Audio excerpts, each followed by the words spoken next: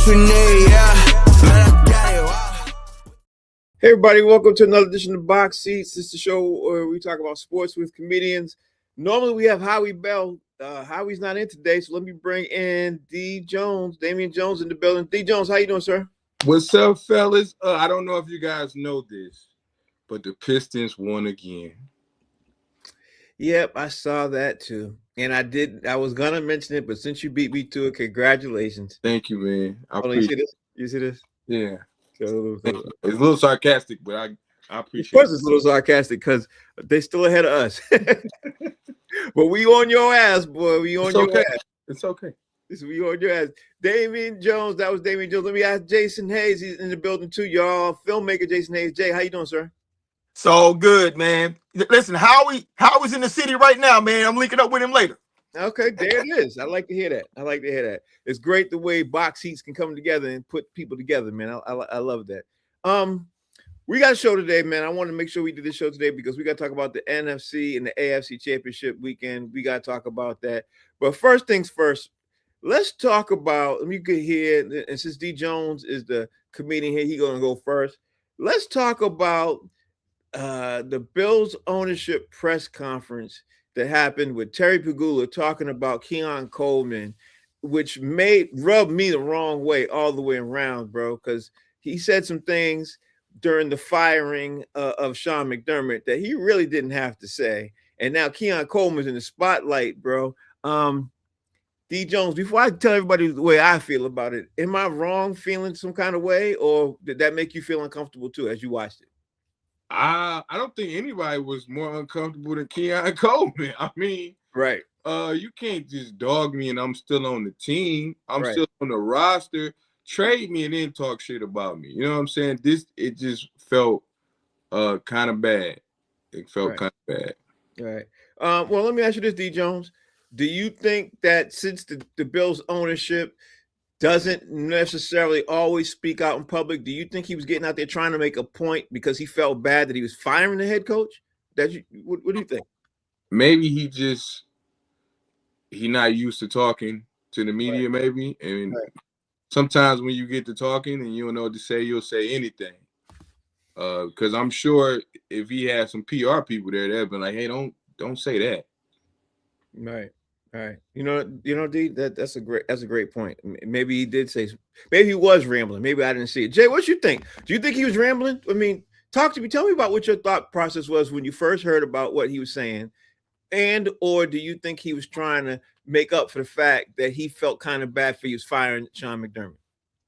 No, it's none of those things, in my opinion. And as a tax-paying New York State resident, I mean, as pissed off as I was when I heard that the governor was giving him like $600 million in taxpayer money to build that stadium, I'm triple pissed now that they gave that piece of shit money, right? Because for me, you got to understand, like, I didn't hear the question because I can't find a clip that you can hear the question that led to the response. Right. But given the response, I can only infer that he was trying to defend firing McDermott, but keeping the GM. Exactly. And not only did he keep him, he promoted him. So, all right. Because it sounded like they were pressing him about talent. You know, like why? I mean, like literally, he's drafted 2 Pro Bowlers. I've heard it repeated like on several sports shows. I haven't verified it myself, but I've heard it multiple times. He's drafted 2 Pro Bowlers outside of Josh Allen since he's been there. So Sean McDermott doesn't draft players. And if you keep coming up short and they keep saying it's not enough around him, that's not Sean McDermott's domain. That is not what his job description was. Now, given that they had no Pro Bowlers really at all, which means that the roster's subpar compared to everybody else, he still got you to AFC Championship games in consecutive years and the playoffs, at least in the second round, every year for the past 7 years. And 5 AFC East titles straight. 5 straight. You know what I'm saying? Right. And so the guy that he defends is the guy that he kept who really wasn't doing his job. Right. So I don't understand that. Now, to go, as a Florida State fan, I feel away because Keon Coleman played at Florida State for 1 year. Mm-hmm. And he's a solid kid. You know what I mean? So to go out there and throw this, he's literally a kid. I mean, Keon's like maybe 22 years old. Mm-hmm. To throw this kid under the bus to make it seem like he's some kind of, he didn't want Keon. The coaches wanted Keon. Meaning that I don't want Keon now. Keon on your roster right now. Mm-hmm. So how is this dude expected to come back next year and go out there and bleed for you as the owner, and you just said that kind of bullshit about him? So, D. Jones, how do the Bills players move forward with their own, knowing that their ownership talks like the way he talks about a player on the roster? How do they move forward? I mean, if I'm Keon, it's gonna let me go. Trade Let me. me rock. Yeah, hell yeah. Get me out of here then. Trade me. But now since they gave the GM a raise, who's the new GM? They gotta find that guy. And do they have a coach yet? No. Coach, no. Yeah. It's a sticky situation. I'm happy they going through this. This Buffalo, these the rivals. So I hope they stay dysfunctional. Like keep it going, man. You doing all that. keep it going.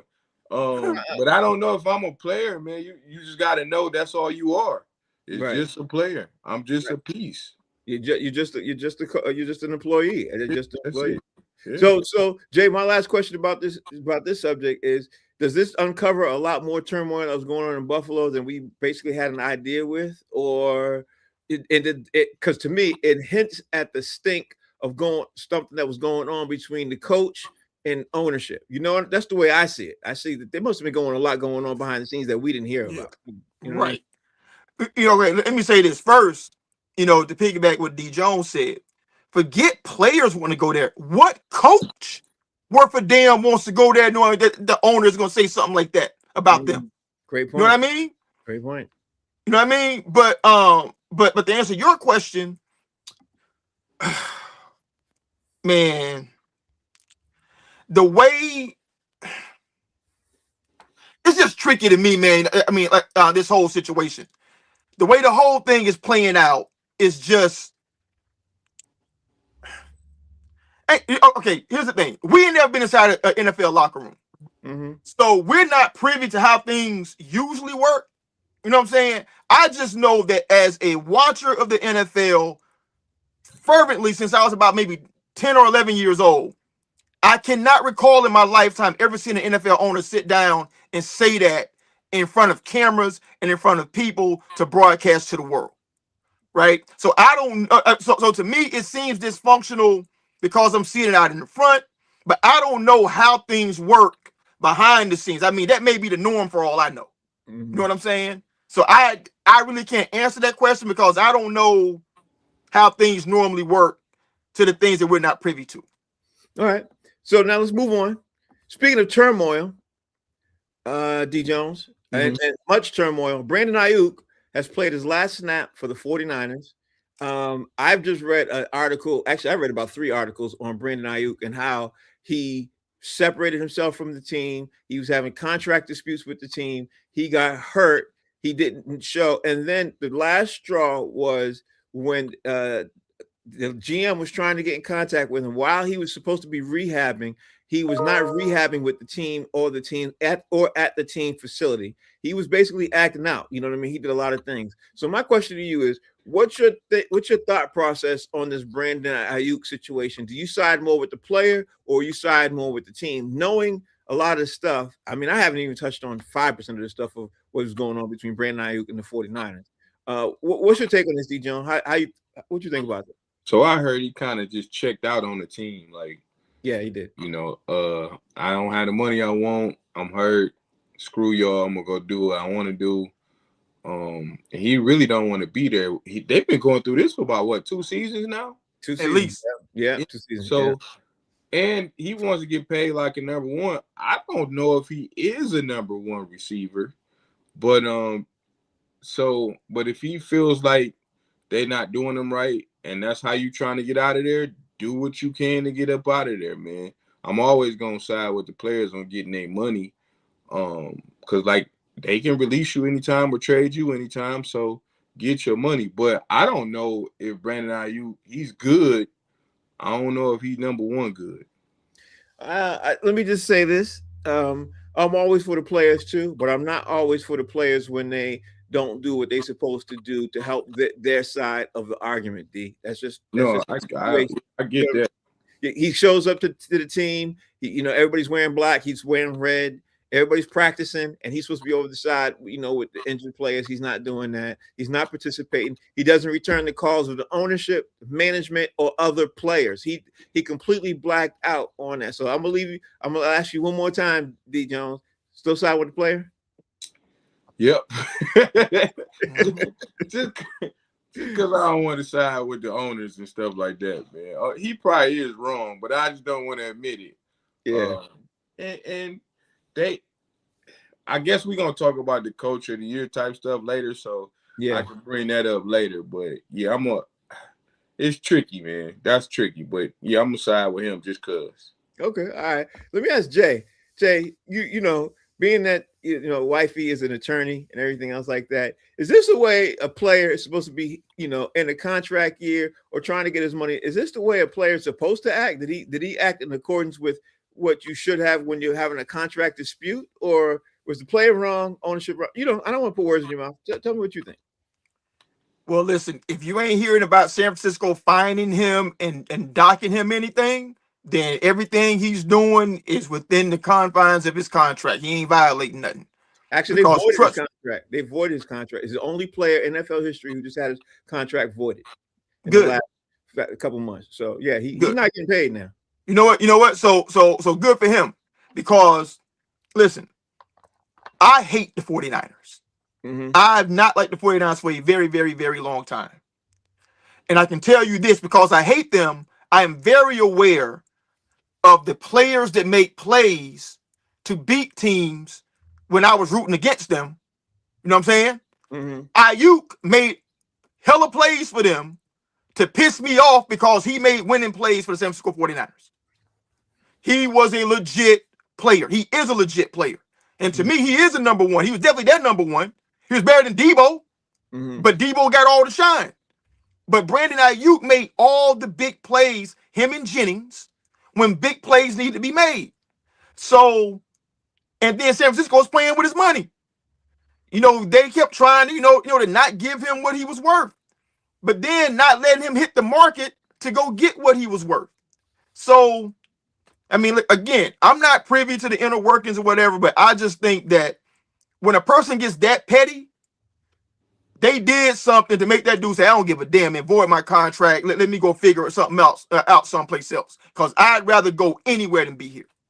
Yeah, you bring up a good point, because he was number one. He was better than Debo. And let's not forget, before he got injured, a lot of people were trying to put their bids in the trade for him, San Francisco. But San Francisco turned down a lot of trades because they wanted more. So they knew he was worth it, but they also knew that they wanted to keep him and get, a number one draft pick and a player. I mean, 2 years ago, I remember vividly when the conversations with the Patriots, Jay, and they were like, San Francisco wanted a number one and a player. And now they act because he was that good. Yeah, but I'm saying now they acting like he ain't even worth a number third round. You know what I mean? So now he ain't no good. Right. Yeah, now he ain't no good. Which is hilarious, but that's the NFL for you, bro. That's what they do. Yeah, that's the NFL. The same way Keon ain't shit now. Yeah, exactly. Or McDermott. Yeah, exactly. All right, so D Jones, about 3 hours ago, the NFL MVPs, who everybody who's nominated for the NFL MVP was announced. We got Josh Allen, Trevor Lawrence, obviously Drake May, Christian McCaffrey, Matthew Stafford. Of those names, anybody surprise you? Because there's a surprise here for me. I'm gonna say Trevor and Josh surprised me to be finalists. Christian McCaffrey, he had a almost the type of year that Saquon had last year, and Saquon should have won MVP. Right. So Christian McCaffrey, Matthew Stafford, even though half his touchdowns was from the 3-yard line, they got the goal line, and it was like, here, We used to call him Stat Pafford in Detroit. And that's what they did this year. He got 50 of them things. Josh, he got good. He got great numbers. Trevor Lawrence did turn the Jags around with the coach, so I think they just had to add 5 people. So I'm not mad that they added Josh Allen and Trevor. Josh might be the biggest surprise out of all of them, but that's where I was going. I'm going with the Josh Allen is the biggest surprise and shouldn't be on this list if you ask me. And I think really Christian McCaffrey probably should get it, but they're gonna give it to Matthew Stafford. Okay, all right. I see where you two coming at. Jay, talk to me, man. We got Josh Allen, Trevor Lawrence, Drake May, Christian McCaffrey, Matthew Stafford. Anybody surprise you? Yeah, Josh Allen really surprised me. Honestly, an omission surprised me more than the list itself, because you can make the case for everybody on the list. Sam Darnold not being included surprised me. Thank you. I was going to go there. You know what I mean? Yep. Because he has only the best record in the NFL right now. And they played. Listen, he played Trevor and beat him. You know what I'm saying? So he played Stafford and beat him. Yeah. You know what I mean? So to not have him on that list when he did have an excellent year, man, that's more surprising to me than the names that made the list. I think there's somebody else that should be on that list in their top 5. Who? Myles Garrett. Yeah. For sure. Myles Garrett should be on the list. But let's not forget either that Sam Darnold had 2 back-to-back seasons, with 14 wins for 2 different teams. Correct. And that's amazing all by itself. This is the same guy, D. Jones, that saw ghosts, when he's for the Jets. I don't know how many years ago. That was like 6-7 years ago. That was his rookie year, right? Yeah, but his rookie or his sophomore year. But the point is he went from that to 2 teams, bringing 2 teams with 14 wins, and he got some great numbers. He had a lot of touchdowns. I don't know the numbers in front of him. He to me, he should be on that list. And if Josh Allen should be on that list, he should be on that list. That's why I think he threw a lot of turnovers, though. I think maybe that's why, because he does have a lot of, and they run the ball more than they throw the ball. Yeah, but still, he also was number 1, and he got the number 1 seed. Seattle had one of the biggest turnarounds. It's just so many things that you could make. You can make a great case for him to be on this list. So, but I mean, understand this, right? You can't vote for a ginger.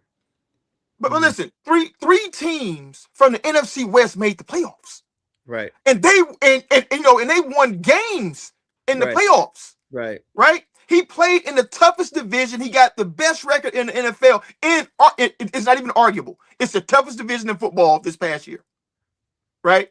And, and have him not be on that list and, to put Josh Allen on there. I mean, even though to have McCaffrey on there over him is crazy to me. Right. You know what I mean? Because McCaffrey was hurt a lot this season. Right. No, he played every game. Did he? He did. That's what's surprising.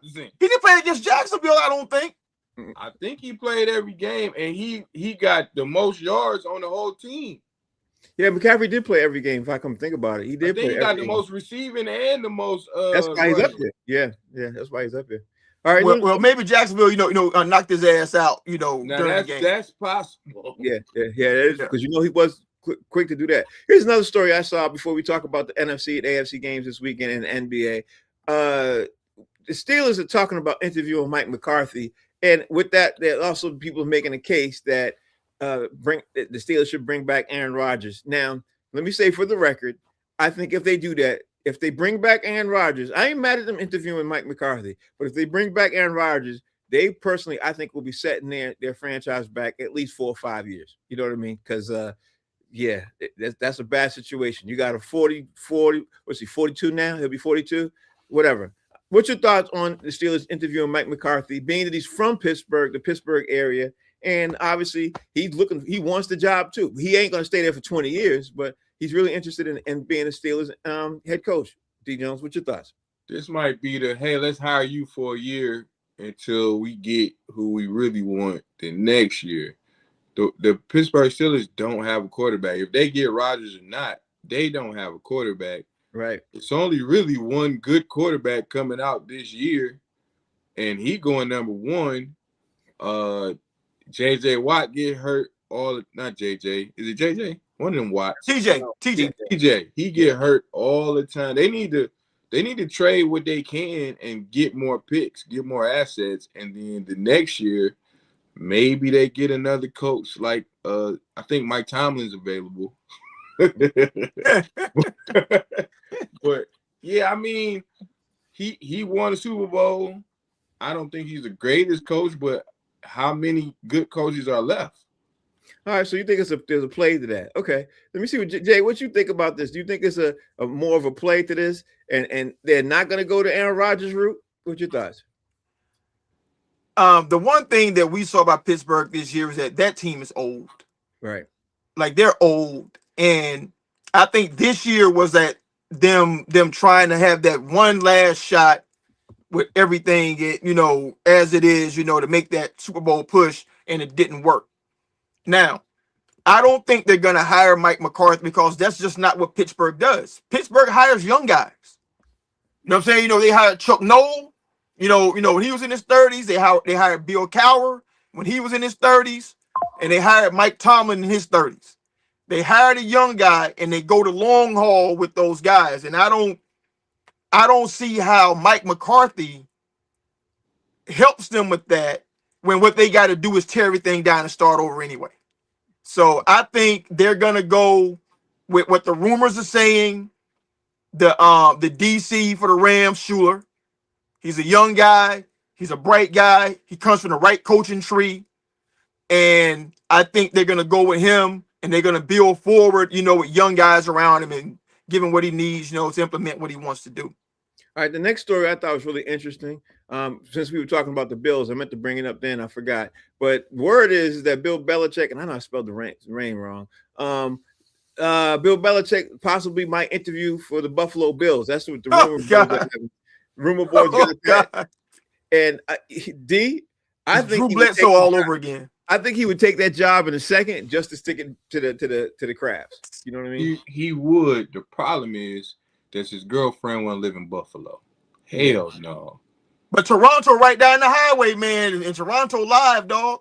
Toronto is live, but when it gets to snowing in Toronto, she ain't gonna be there either. I want to say take the job because I feel like his coaching career is in the dumps, but he might come up with a plan to only beat the Patriots twice a year. Like he might not care about no other game. It's just 2 games a year. But I'm gonna win these 2. The funny thing is, I can see him doing that. I could literally see him doing it. Out of spite. Yeah, out of spite, because he's very petty. He's very petty. God, he's very petty. If he left Malcolm Butler out the Super Bowl because he was petty, he would definitely take that job. Do we know why he left? I'm sorry to go off. Did we ever find out why? No, nobody ever found out why. But he was petty by doing it, and it was some petty situation, and it cost him. Yeah, it did. Jay, do you think he would do it? Think Bill Belichick would go to the Bills? Out of spite, if he's offered the job. Do stink come off doo-doo? Hell yeah, he'll take that job, bro. Listen, he was unceremoniously let go. Mm-hmm. And that Boston fan base better than anybody. They had a lot to say when he was going away out the door. Yeah. Like, honestly, every year post Brady, what everybody had to say about him, he would relish nothing more than to go to Buffalo with a ready-made quarterback. Yep. And a really better than solid defense with some good pieces. Yeah. To come in and just wreck New England's life. And I have no doubt about it. He take that job today. Yeah, and wreck AFC. You know what, D. Jones? I'm willing to bet he called Buffalo. He didn't wait for Buffalo. He probably did. I will say, if y'all need a head coach, I'm available. I'm willing to bet that. He probably right there right now. With a hoodie. Is. Let's talk about the NFL. We got to talk about the NFL playoff picture. Let's talk about the first game. We got to talk about the Broncos playing the Patriots. There's a lot going on here. We didn't talk about these games coming up this weekend. We just talked about the games in review from this past weekend. Now we got to talk about the games coming up this weekend. We got the Broncos coming up with Jarrett Stidham because of Obviously, Bo Nix got injured. We got the Patriots coming off of a shaky win. What's your thoughts on Broncos versus the Patriots? And anything else you want to say about that? Because I already know you're going to say the Patriots are going to win. But what's your thoughts on this? Well, defense going to win the game. Either Broncos defense, the Patriots defense in the playoffs look like one of the best defenses since Milton got back. They've been on fire. So I don't know how many points the Patriots going to put up on offense. I think they could win with 16 to 18 points because I don't think the Broncos going to score that much. But as long as we don't turn the ball over, I like the chances. But the Broncos defense, they number one for a reason, and it ain't because of Bo Nix. It's really because of that defense. So as long as we protect the ball, try to protect Drake May, it could be like a 13-16 game. Okay. Jay, what's your thoughts on the Broncos versus the Patriots? That's going to be a tough game, man. Because this weekend, the forecast for the Northeast is terrible. Right. Like, we about to get some horrendous weather, even worse than what they played in last week. Mm-hmm. And like I said, there's no advantage for them this week because they're not playing a dome team from South Texas. Mm-hmm. They're playing a team that plays in that. They're used to that. And they're playing a quarterback that was who played in that stadium. So it's not going to be, he's not going to be as bothered by all that. Plus, he's a vet at this point, man. I mean, he's been around a long time. I mean, he's been around a lot of football. It's a dangerous game. And I say it's dangerous only because that defense is so good and Drake turns the ball over, man. Yeah. Like, he puts the ball in harm's way a lot. And given the weather and, in those corners and those DBs and the way that D-line can get after you, it's a dangerous game, man. I think the better team wins, and I think Denver wins that game. Okay. All right. So now we got to move on, Jay. D, we got to move on. We talked about the Broncos and the Patriots. Now we got to talk about the Rams and the Seahawks, who played each other twice. They both walked away with one game apiece. Who do you think the leverage? Who do you think the advantage leans towards? The Rams or the Seahawks? First of all, of course, he was going to pick the Broncos. Oh, I knew that. I knew that. Of course. No. I mean, it's a hard decision, man, for real. Not that hard. I don't. You trust Jay? No, it's a hard decision. You trust them? You can't see the flaws in your team. I see it. You trust in them? That's fine with me. Okay. This game is going to be the game. This might be the Super Bowl right here. Like, This might be the best game because I don't think their weather is going to be affected by this mysterious whoever pushed this button storm. QAnon in the building. Yeah. So I don't know, but this is the game I really want to see. I'm gonna be nervous when the first game come on. Right. Since I won't be nervous for this game, I can watch it. I don't know who I want to face.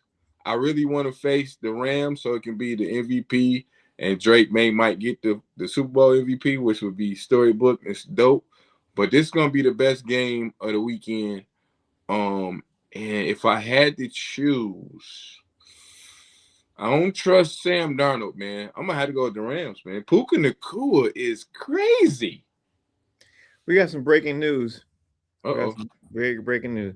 The Baltimore Ravens, before I jump to you, Jay, Baltimore Ravens are hiring Chargers defensive coordinator Jesse Minter as their head coach and signing him to a 5-year contract by Adam Schefter. The Chargers? The Chargers DC. The Chargers DC just got the job as the Ravens head coach. Must be nice to know somebody, because honestly, this screams racial discrimination to me more than you can say anything, because if they were the defensive coordinator, the Chargers defensive coordinator Jesse Minter was not better than Brian Flores and by any means, shape, or charge. The Chargers had a good defense, but it was the Minnesota Vikings defense was lights out. It was lights out. Listen, I've been telling y'all all season, Flores sued the NFL. You're right. And not only did he sue them, he alleged what all racists hate. He said it was racism. He called them racist in his allegations. And he ain't never gonna be a head coach again in the NFL. I told you that. They just They gave him a hold on to that. contract extension too, didn't they? What's they did? Minnesota just gave him a contract extension too. Yeah, I mean, He but that's probably just knew what he they're wasn't gonna say. get no job. D Jones, you want to talk about this Baltimore Ravens hiring head coach thing, and then I'm gonna come back to Jay about this Rams versus Seahawks. Give me your thoughts. If they're gonna get a defensive coordinator, there's a lot of teams that were great on defense that I would look to first. First of all, Brian Flores. I think the Eagles defensive coordinator just got another job, but the job he was doing with the Eagles on defense, that's what kept them in every game. I would have definitely looked at him. Yeah. Baltimore, hey man, we gonna see. They don't have maybe they need a defensive coordinator because their defense sucks so bad. And then we got to see who's gonna be the offensive coordinator. Because I don't want to see them waste Lamar Jackson's career. But we about to see what happened, man. We about to see. How old is this guy? He's young or he 42? 42? 42. I gotta say this for the record. I don't like this hiring at all. Don't like it. I'm upset. Don't like it at all. Because I think if Jay said, Jay's like, reaching the crystal ball, because I thought Jay was gonna be wrong on this one, but it looked like you might be right, Jay. You might be right. Baltimore Ravens head coach hiring. And I don't even know how many other teams that are out there that even would take a look at Brian Flores. He still might go to well, he's not going to go to Cleveland. There's a couple of Buffalo, teams. no. He's not going to go to Buffalo. Miami, no. Miami's off the table. Atlanta already got somebody. Yeah, and then Brian Flores. Yeah, they just extended him. He ain't going nowhere. No. We talk about him being a head coach. Yeah. I would have seen Atlanta would have been perfect. Yeah, but he's not going. That's the blackest city in America. Yeah, well, he ain't going in, so that's out. All right. Let me ask Jay about the Rams versus Seahawks. Jay, talk to me, man. What's your thoughts? Hey, man. Seattle's a tough place to play, and they are a bad matchup for whatever reason for the Rams. I got to go with the Seahawks in this one, only because of the home field. I mean, there's a chance Stafford and them boys can pull it out, but they got to have the Rams make a lot of mistakes. And, D kind of touched on it. Darnold has folded in the playoffs before, but he didn't fold last week. So I think he wants to get rid of that stigma. And I think Seattle goes to the Super Bowl. Okay. All right. So I'm looking at the time. I want to make sure I get into the NBA. I'm going to get in a second. There's some bold takes, man, that I saw that I want to make sure we got to before I jump into the NBA. There's some bold takes, D. You ready for these bold takes? First one, then, is I saw on ESPN. Then I saw it also reiterated on Yahoo and another site that the Ravens might possibly trade Lamar Jackson. That was the first thing, which blew me away. The next thing that had me bugging is that there were conversations amongst these sports writers that it'd be great if he went to the Raiders. So what's your thought on these bold takes, D, of Lamar Jackson to the Raiders? First of all, do you think Lamar Jackson will get traded? And if he does get traded, do you think he gets traded to the Raiders? We talked about this the last show. Yeah. And I said, if I'm the Raiders, if I'm the Raiders, or if I'm Baltimore and I can get like 3 first-round picks and Max Crosby, I'm doing it. If I'm the Raiders. For the Ravens, it really don't make sense you know what I'm saying, to do it. Because you get a number 1 pick, you about to get a new coach, and you don't know what can happen. But you gotta trade Max Crosby and try to get an offensive line for your new quarterback and your running back, and you got a stud tight end. So I don't think it's gonna happen, but I'm not mad at if it happened, because if I'm the Ravens, we resetting anyway. So let's try it. All right. So the Ravens got a new head coach. Jay, the Ravens got a new head coach. Like I said, right. There's some bold takes there. New head coach comes in. Do you think he trades Lamar Jackson? Him and the GM get together, they trade Lamar Jackson. And if so, where does he go? No. I mean, it makes no sense anywhere. Listen, what are the Ravens without Lamar Jackson? Mm-hmm. Like they have nobody. If they trade Lamar Jackson, they are fighting for third place in the division at best. Because there's no, I mean, that's just in their division. Forget the conference. Forget having to deal, with the Jacksonvilles and the Patriots and Josh Allen and Joe Burrow within division, all those. Forget about all that. Like, you become a subpar team. Like, people throw words around a lot, like transformational, generational, and they give it to a lot of people who don't deserve it. Lamar is a generational, transformational quarterback. Not athlete, quarterback. He's a game changer. He's a game wrecker.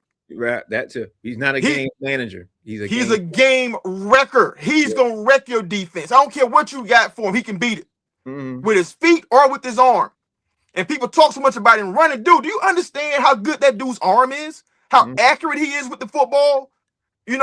That's why should be a 3-time MVP right now, because he's really that good. And to trade that dude would make no sense for the Ravens on any way, shape, or form. Makes no sense. Now, if he were to leave and go anywhere, the only place that would make sense to me for him to say, you know what, I just want to go to the crib, and he goes to the Dolphins. Because the Dolphins would pay him, and he gets to go back down to South Florida, where he's born and raised, play in front of his family, in a state that has no state income tax. Terrible idea. But listen, it's a better idea than going to the Raiders. Frank know why I say it's a terrible idea. Yeah, I know that's why I laugh, because we'd have to face him twice a year. Oh, yeah, I know why you don't want that, right? Yeah, you're right. But see, to me, that's the only move that would make sense. I mean, just send me to the crib then. You know what I'm saying? Miami was terrible. Tyreek and Waddle is the cheat code. Oh, my God. And H-in. I don't want to see that. That's a whole track team. I'm straight. Which brings up my other bold take I read the other day. This was crazy, D. They said, according to the bold takes, they said Geno Smith, Tua, and Kyler Murray could be available for the Jets. You know what I mean? And I was thinking about it, and I was like, that made sense. That made sense. Is that too much of a bold take for you to see Kyler Murray, Tua, or Geno Smith for the Jets? And I don't even hold Geno Smith in that high regards, but Kyler Murray or Tua to the Jets, that makes sense. You said they will be available for the Jets. That's true. That don't mean I want them on my team. They're available. Well, it's saying the article's basically saying the Jets are going to make a bold move for one of those 3 quarterbacks. They need a quarterback. So what am I trading for him? Like some weights? Like what am I trading for Tua? Some socks? A case of Capri Suns? Yeah, like some aspirin. I'm gonna need all the aspirin you got to bring with me. I don't want and Kyler Murray already got Justin Fields. I don't want Kyler Murray too. Actually, you're not gonna have Justin Fields. Justin Fields is gone. He out of there. Yeah, he's out of there. Well, so I'm gonna trade a smaller Justin Fields. Great point. I mean, Kyler can actually throw the ball, though. Justin can't throw the ball. He can if you give him a stepping stool. Here we go with that. D. Jones always say something so slick. It makes me laugh. All right, Jay. He's a wee man. What's your take on this, Jay? He's a wee man. We got jackass. You got Geno Smith. You got Tua, Kyler Murray available for the Jets. Your thoughts? Geno been there, done that. The Jets drafted Geno. Y'all remember that, right? Yeah. Right. So Geno wouldn't sign with them anyway because he knows that's just where careers go to die. Right. So if anybody, Tua, man, he ain't gonna make it. So out of that list, you got to go with Kyler. You know what I'm saying? He's a dysfunctional dude going to a dysfunctional organization. He should be right at home. That's right. You know what I mean? So, Woody, I think is the worst owner in all of sports. you know, and I don't think that anybody that's worth anything, you know, would want to play for him. But Aaron Glenn, from what I can understand, is a good dude, you know, who can motivate people. But I just don't think Woody gonna get out his way. And I look at all the Jets players who were just not doing well in the green and white, who are thriving in other places. Sam Darnold, Leonard Williams. Yeah. You know what I'm saying? You know, this goes on and on. You know what I mean? So to me, it's a bad situation no matter who they get, but Kyler would make the most sense out of those three. Okay. Let's move off from the bold takes, man. Let's talk about the NBA. We got to talk about Detroit basketball because Detroit Pistons, #1 in the East. Yeah. They're doing really, really well. You can't front that really well. But here's the thing. The trade deadline is less than 2 weeks away.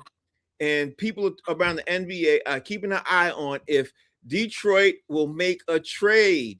So the thought process is that Detroit is going to make a trade for a big. That's what all the NBA circles are talking about. Let me ask the Detroit Pistons fan on the panel, do you think the Detroit Pistons will make a trade? And if they do you think it's going to keep the team together, make sense? Whatever. Talk to me, D. It really depends on who they trade and who they get. All the GMs for every team in Detroit kind of seem like we're not trading nobody. The Lions need to make a trade. No. The Red Wings need to make a trade. No. The Tigers need to make a trade. No. I don't think trading is any different. And it seems like they're a little arrogant. Like, we winning. We can do this without trading. I think JB liked the fact that he's winning with this squad. And they play together. Like, from the first man to the 12th, or, you know what I'm saying, the last man off the bench, we won a bunch of games without Cade. Yeah, but you got these boys playing hard, and they like to fight. But here's the thing. When they played the Celtics and they beat the Celtics by 1 point, there's one thing that was glaring to me that they needed. Glaring. They need a shooter, another shooter. They need it really, really badly, and that might catch up to them if they double team Cade. You know what I mean? We do need a shooter. So it's two things. We can either trade or ask the NBA what's going on with Malik Beasley. Because Malik Beasley sitting on a boat with some white girl right now. And every day he complained about not being with the Pistons. He was second in the league in threes last year. He might be the shooter we missing. He took a bunch of shots.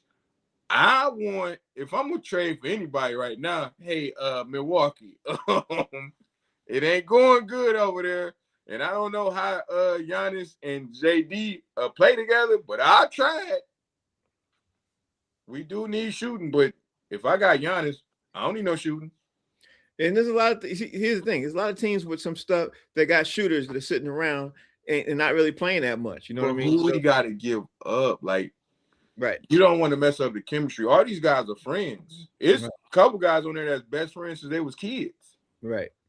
And that's why they're playing so really good ball too, because the chemistry and Bickerstaff got them boys humming. Like not just working together, them boys humming. Their defense is stellar. I gotta give it to them. So Jay, let me talk to you about Detroit. Right, #1, the Detroit Pistons are #1 in the East. They gonna clearly go to the finals. I don't care what nobody say. They going to the finals. They coming out the East. They going to the finals.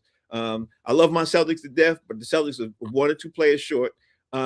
If you're Detroit, do you make a trade? And if you do, who? Listen, man, I played a lot of basketball growing up, and I was on some really good basketball teams from high school, to college, AAU and all that stuff. And the one thing about basketball that you figure out real quickly, it ain't about no names. It's about the chemistry. Right.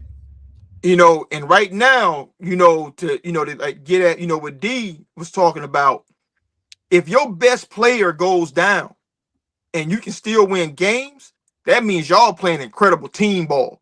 Right. You know what I'm saying? And then he comes back and he just blends in seamlessly and you keep winning. You don't want to play with that. I mean, because like just removing one key component from that equation can kill your entire season. Now you can think we need to go over and get this guy because we lack on that, but but you first in the conference. Right. And you winning games even when your best player isn't playing. So why would you even mess with that? Now, if you can get something for nothing, all right, fine. You know, like nobody that really matters, you got to give that person up. Cool.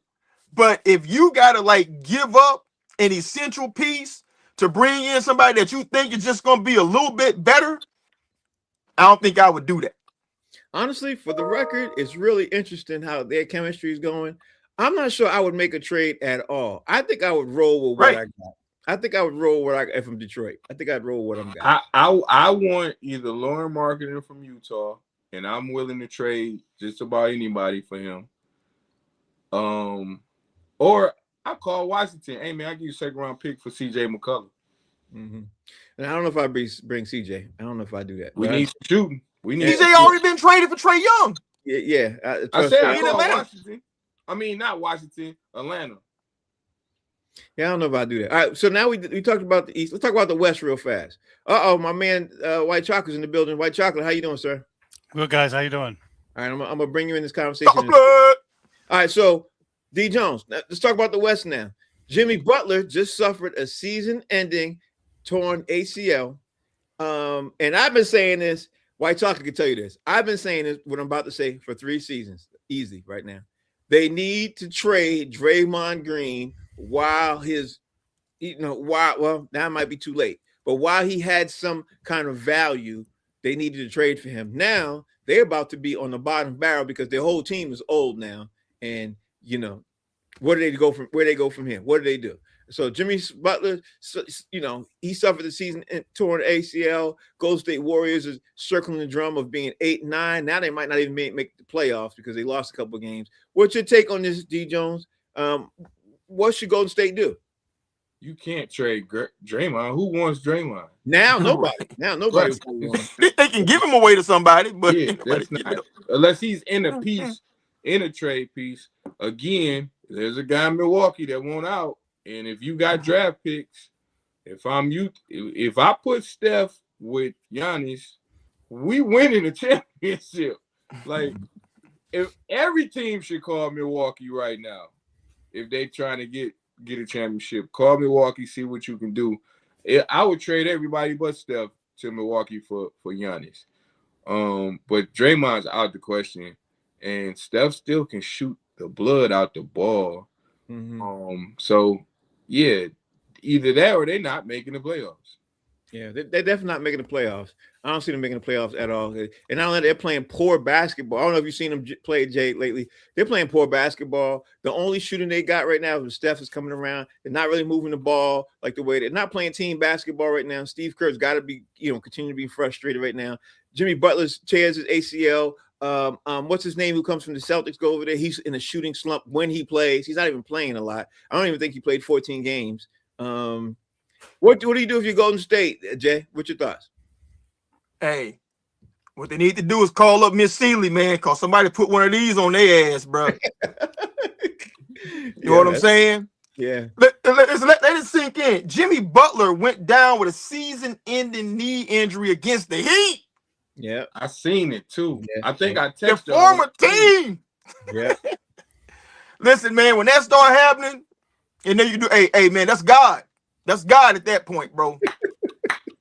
or one of these Cajun Louisiana Creole women, them bare her drawers and you already got a root on you. You know what I mean? Listen, that's a whole lot of bad luck right there, man. So, but listen, we said, even going back to last year, Golden State is old. And instead of trying to get younger, they tried to run it back, much like Pittsburgh did this year. And they have to decide that they got to blow that thing up, man. Yeah, they do. They gotta like offload salaries, at best way they can. And they need an infusion of young people to come in there to reset the clock because it's over with for them, man. I mean, they circling the drain right now. I agree with that. 100%. 100%. All right, Steve. Al Horford goes over there. He doesn't even play half the games. He gets into the shooting slump. Jimmy Butler tears his ACL. The team doesn't have no chemistry at all. They're circling what, 7th, 8th, 9th seed. I think they might be 9th seed right now. 8th. I just looked. Okay. They're They're not playing good basketball at all. What do you do if you're Golden State right now, Steve? What's your thoughts? Their situation reminds me of the 80s when Bird, McHale, and Parrish were on the back end. Yeah, it's the exact and same. there was no way that around here we'd lose our minds if they traded them. And I'm sure in Golden State, the nostalgia, they'd feel the same way. But if you have a chance to rebuild and get something for Steph Curry now, even at his age, I kind of think they have. What? You can't trade Steph. Well, you can trade everybody else and still have him, and then you're not going to win. So how happy is he going to be? Your option is either, like you guys said, either go get Giannis and do something there to try to pair them together, or you got to strip it down and get assets. I mean, honestly, I would trade Steph. You're going to get the most for him because he's still good. Yeah, that's why I say I would trade Steph, and you could fleece a team. You could literally call up OKC right now and get a lot of those picks that they got, and you can start rebuilding because OKC has too many picks. You know what I mean? And they got too many players. So and that's like trading LeBron or Jordan. I know but you have to. It's not gonna happen. But you have to do something. If you're the GM, you're right. I don't think it's going to happen. But if you're a GM of a team and you're circling the drain of your team getting ready to be bad for the next 10 years, you have to trade your only good asset so you could be able to build your team and stay relevant, or else. And he's old. He's 37. It's not like he's 31. Yeah. So he's only going to be good in your face for the next 2 years. You know what I mean? And you could fleece somebody from it. That's what I would do. But anyway, Steve, I didn't mean to but Steph gonna sell tickets, man. Whoever they get, he might not. You gotta just wait this one out.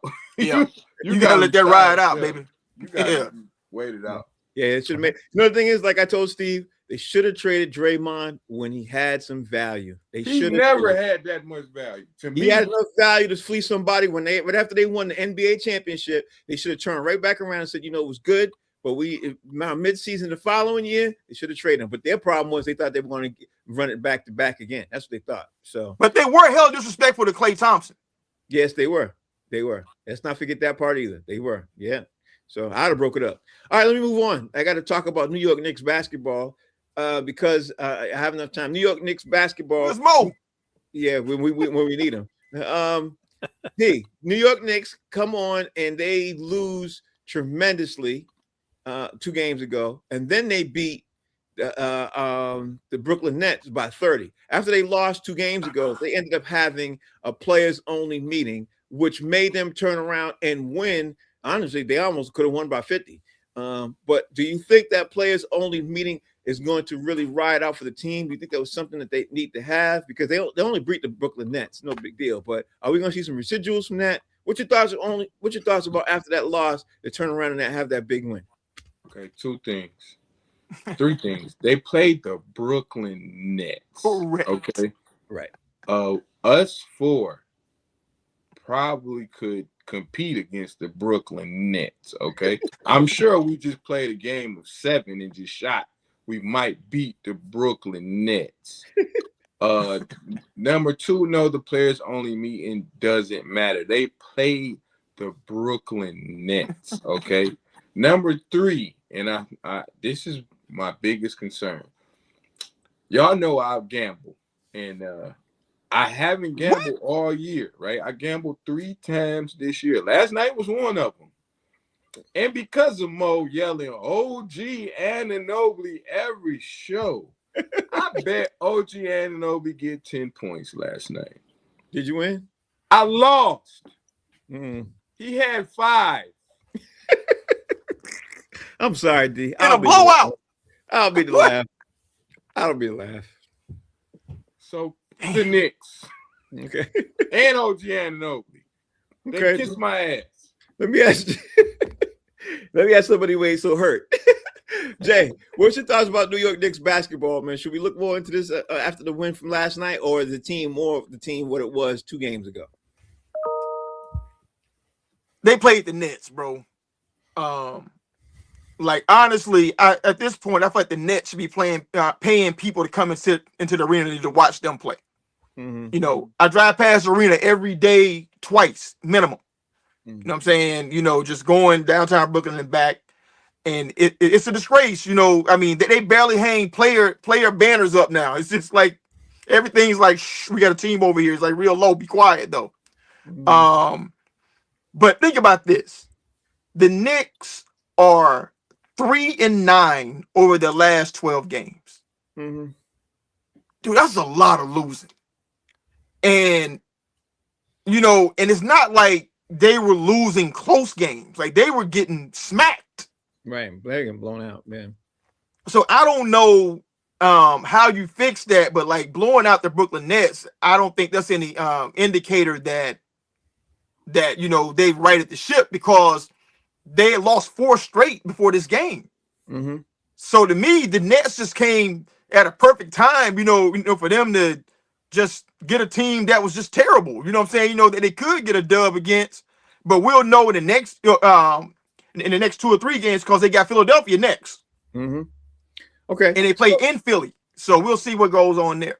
Okay, Steve, are you of the thought process that the Knicks were able to right the ship and they start in the next positive direction, or do you think that the Knicks are who we thought they were in the game before? You know what I mean? When they lost.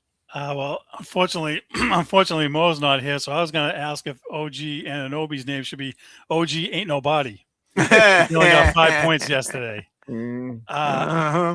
So I'm wondering if a little bit of the shine from the new coach is wearing off, which is why they had to have a players-only meeting. I mean, there's something – sounds like there's some dysfunction there. Can they turn it around? Sure they can. Everybody has a chance to turn things around. Whether they will or not remains to be seen. They won't if a guy like Anunoby can't get more than 5 points in a game. In the few times I've seen him play against the Celtics, he was killing us. I mean, so yeah, he's a rebound. He's a talented player. They need him to be good if they're going to right the ship, and they need everybody on the same page. So I'm just curious if, everything was all fine and dandy at the very beginning when they were winning and the coach was doing a good job. And then all of a sudden now, a players only meeting like that suggests that they're not happy with the coach. Yeah. That's just my 2 cents. All right. So 30 seconds, guys. Is this the final season for LeBron James? Because everybody's talking about LeBron being in the final season. D. Jones, give me your 30-second answer. No, LeBron wants the biggest farewell tour that they ever had. So when he announces it, maybe next year, yes. But he didn't announce it, and LeBron ain't going out without his nobody loves LeBron like LeBron or his fans. I take that back. But no. Okay. So, Jay, do you think is this the final season for LeBron James? No. And I'm going to say because I think that he wants to play for 25 years. Wow. Okay. And this is year 23. So he definitely has 2 more seasons in him. Okay. So I like that answer too. Like, you know what? That makes a lot of sense. That makes a lot of sense. And that 25th year also probably the first year for his other son to come in the league too. And he ain't going to make it, bro. I've seen him play. Oh, really? They said he was better than Bronny. Yeah, I can't tell. Damn. All right. All right, Steve, you got 30 seconds, bro. Is this the final season for LeBron? I don't think so. I mean, they're winning too. They're in first place. I mean, why would you leave? Mm-hmm. That's my thought on it. And like these guys said, he's going to want the fanfare. He's probably going to announce it before the season starts and get his flowers across the league. Rightfully so. He's been a good player. He's been a dynamite player. So you can't take that away from him. It would be definitely the biggest farewell tour ever that the NBA has ever seen. If he announces that this is his final season, he plays it. It sure ain't gonna be like Chris Paul. That's for damn sure. And LeBron deserves a farewell tour. He absolutely does. He does.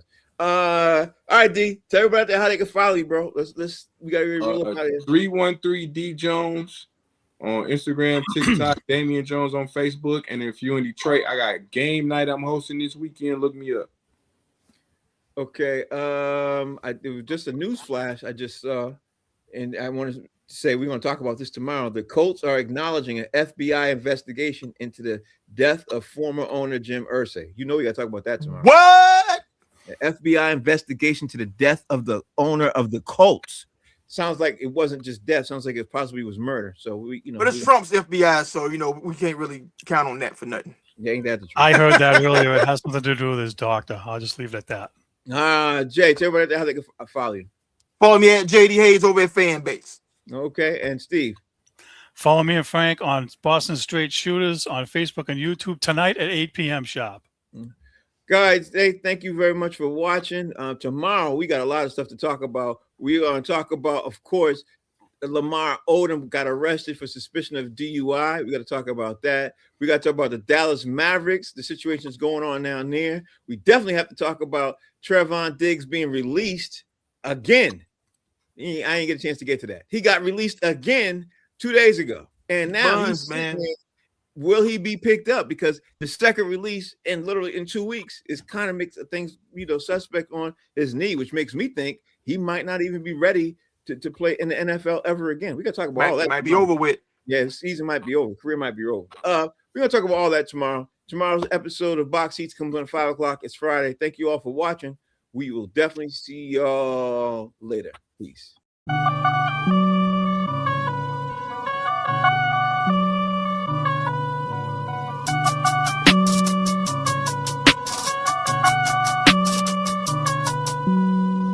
Hey, what you need, yeah.